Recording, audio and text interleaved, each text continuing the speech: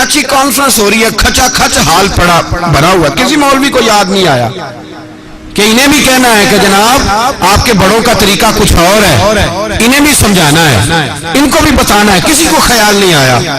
حضرت جب اس سٹیج پہ گئے تو کلین شیو صاحب زیادہ دیکھا، ٹائی دیکھی، باقی تعریفیں کر رہے تھے، شہزادہ غوث الورا، نور دیدہ غوث اعظم۔ حضرت سیدھے ان کے پاس گئے اور جا کر کے ٹائی سے پکڑا اور بڑے ادب کے ساتھ فرمانے لگے، حضور یہ جو آپ نے حلیہ اختیار کیا ہے یہ آپ کے گھر کا طریقہ نہیں، یہ آپ کے گھر کا طریقہ، او بھائی دیکھی جائے گی، جو تانا دے گا اس کو دیکھ لیں گے، دیکھا جائے گا جو بعد میں بات کریں گے، لیکن ہم رسول اللہ کے نوکر ہیں، ہماری پہلی ڈیوٹی رسول اللہ کے دین کی تبلیغ کرنا ہے، یہ پیغام ہے میرے حضرت صاحب کا۔ فرمایا او جناب یہ جو آپ نے حلیہ اختیار کیا یہ آپ کے گھر کا طریقہ نہیں، ہم لوگ تو غلام ہیں، آپ نسل ہیں، آپ کی داڑھی سب سے اچھی ہونی چاہیے تھی، سنت کا لبادہ سب سے زیادہ آپ پر جچنا چاہیے تھا۔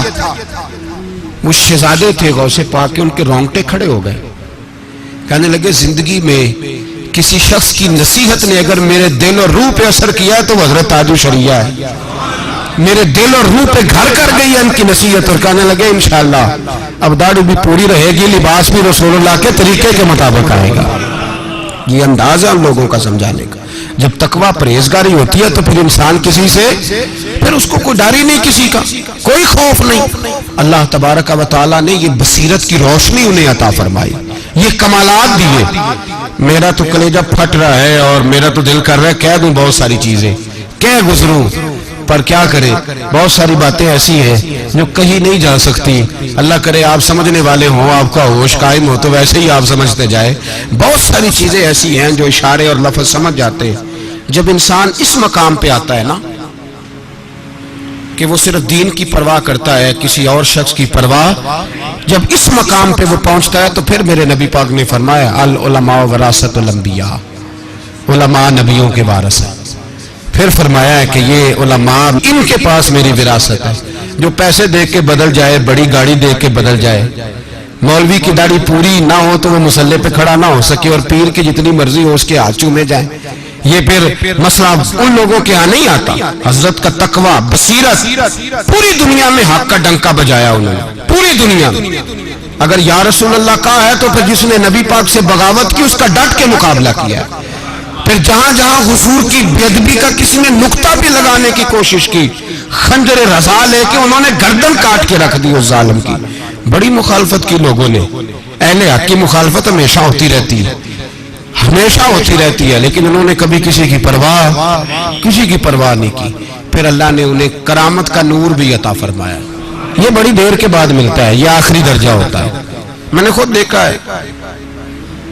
دیکھا، ایک بوڑھے شخص آئے، کہنے لگے حضور میرا بیٹا نظروں بینائی سے بڑا، میں اس وقت بریلی شریف میں تھا، کہا جناب میرا بیٹا معذور ہے، اس کو نظر نہیں آتا، تکلیف ہے، پریشانی ہے، آزمائش ہے، حضور دعا کر دے، مہربانی فرمائیں۔ حضرت نے کہا اللہ مہربانی کرے گا، صبر کی تلقین کی۔ وہ کہنے لگا نہیں حضور میرا ایک ہی سہارا ہے، مہربانی فرمائیں۔ پھر دوبارہ اس کو صبر کی تلقین کی، 2 3 4 دفعہ۔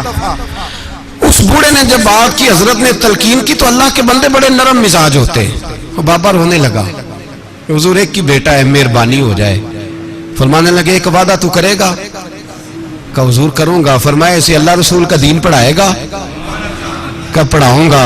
تو حضرت نے اس کو تھپکی دی، ماتھا چوما، چہرے پہ ہاتھ پھیرا، وہ کہنے لگا چل چل ٹھیک ہے تیرا کام ہو گیا، اب نکل چل، ہم نے کوئی کرامت دکھا کے کمپنی کی مشہوری نہیں کرنی، چل بابا باہر چل۔ بابا جی جیسے ہی باہر نکلے تو بابا جی نعرے لگانے لگے، کہنے لگے میں کہتا تھا غوث پاک کی بڑی کرامت ہے، میں کہا کرتا تھا معین الدین غریب نواز ہے، ادھر آ جاؤ، ان کا ایک جانشین یہاں بھی بیٹھا ہوا ہے، پلٹ کے دیکھو تو صحیح، دیکھو تو صحیح۔ کہنے لگے میرے بیٹے کی آنکھیں تو اللہ نے سب سے زیادہ روشن فرما دی۔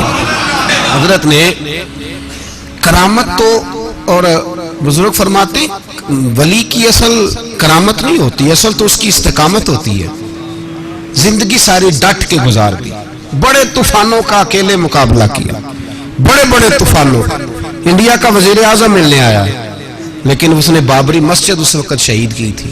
ملنے آیا, آپ فرمانے لگے تو رسول اللہ کے دین کی مخالفت کرے اور میں تجھے ملوں, میں تجھے ملوں؟ فرمانے لگے میں اپنے نبی کا نوکر ہوں, تیرے ساتھ ملاقات کا کیا مطلب؟ اور میرے دل میں اس وقت خیال آیا تھا جب میں نے یہ خبر سنی, میں نے کہا حضرت اسے کہتے ہوں گے جو غوث اعظم سے ملنے والا ہو تجھے کیوں ملے گا, جو حضرت اجمیری سے رات کو ملنے والا ہو تجھے کیوں ملے گا, کیا ضرورت ہے تجھے ملنے کی؟ کسی بڑے سے بڑے بادشاہ کو خاطر میں نہیں لائے. لوگوں نے آ کے کہا حضرت حکمت پہ چلیں, حکمت پہ, وہ دیکھ لے یہ دیکھ لے. فرمایا نا, رستے دو ہیں, ایک عزیمت کا ایک رخصت کا. ہم وہ والا رستہ اختیار کریں گے جس میں اللہ افضل جہاد کا ثواب عطا فرمائے, اس میں بڑے مجاہد بنیں گے, بڑے, یہ کمال ہے. میں نے کہا اللہ اپنے ولیوں کو روک دیتا ہے. کچھ عرصہ پہلے ایک ڈاکٹر صاحب ہیں, MBBS ڈاکٹر ہیں ہندوستان کے, حضرت صاحب کے مرید ہیں, میرے پیر بھائی ہیں. وہ کہتے ہیں میں حضرت صاحب کے ساتھ حج کرنے گیا, میرے بال بچے بھی ساتھ تھے, تو حضرت کی نظر ظاہراً کافی, اب ظاہری طور پر, ورنہ تو اللہ نے انہیں بصیرت کی آنکھیں عطا فرمائی ہوئی, ظاہری طور پر نظر مبارک کچھ کمزور ہے, طبیعت بھی بڑی زیادہ محنت کی انہوں نے, سالوں میں صدیوں کا کام کیا دین کے لیے. میرے جیسے کئی انہوں نے ایسے نوکر تیار کیے جو کئی تھوڑی تھوڑی بیٹھ کے دین کی نوکری کر رہے ہیں, کئی, اور ان میں سے سب سے نکما میں ہوں. باقی جتنے بھی آپ کو حضرت کے غلام ملیں گے وہ بڑے بڑے ملیں گے, ایک حقیقت بیان کر رہا ہوں, بڑے بڑے ملیں گے, بڑے. اور ہماری یہ خوبی ہے کہ چلو ہمارا نام تو ہوتا ہے نا ان کے غلاموں میں, اور یہ اعزاز ہے. کسی کو فتویٰ دینا ہو تو ضرور دے, پر ہم تو جب مریں گے تو کفن پہ بھی ان کا نام لکھا کے مریں گے. ضرور دے, کسی کو فتویٰ دینا ہے تو اعتراض نہیں. حضرت بڑے, وہ ڈاکٹر صاحب کہتے ہیں میں ساتھ گیا حضرت کے, تو بڑی بھیڑ تھی, حضرت کو ویل چیئر پہ تھے, کمزوری تھی. تو حضرت اللہ تبارک و تعالیٰ نے شان عطا فرمائی ہے کہ سعودی گورنمنٹ نے تحریراً گزارش کی تھی کہ ہم چاہتے ہیں آپ آ کے خانہ کعبہ کو غسل دیں, آپ غسل دیں, تحریری گزارش کی. وہ آگے ان کی موت ہے, وہ مانے نہ مانا بات علیحدہ ہے. تو حضرت تشریف لے گئے عمرہ کرنے, اب طواف ہو رہا ہے. تو ڈاکٹر صاحب کہتے ہیں کہ ساری زندگی وہ پتہ نہیں کتنی حاضریاں دی حضرت نے, کتنے حج کیے, خدا بہتر جانتا ہے. کہتے ہیں بہت زیادہ بھیڑ تھی, تو اچانک فرمانے لگے ڈاکٹر صاحب میں نے حجر اسود کا بوسہ لینا ہے. کہتے ہیں میں پریشان ہوا کہ اتنے رش میں, حضرت کی طبیعت بھی علیل ہے تو دھکے بھی پڑتے ہیں, حجر اسود کا بوسہ لینا کوئی آسان کام ہے؟ کہنے لگے یہ جو پھیرا ہے نا طواف کا, یہ آخری ہے تو اب میں نے بوسہ لینا ہے. کہتے ہیں میں سامنے لے گیا ان کو حجر اسود کے, جیسے ہی حضرت حجر اسود کے سامنے پہنچے انہوں نے اینک اتاری, اور اینک اتار کے جیسے ہی وہ کھڑے ہوئے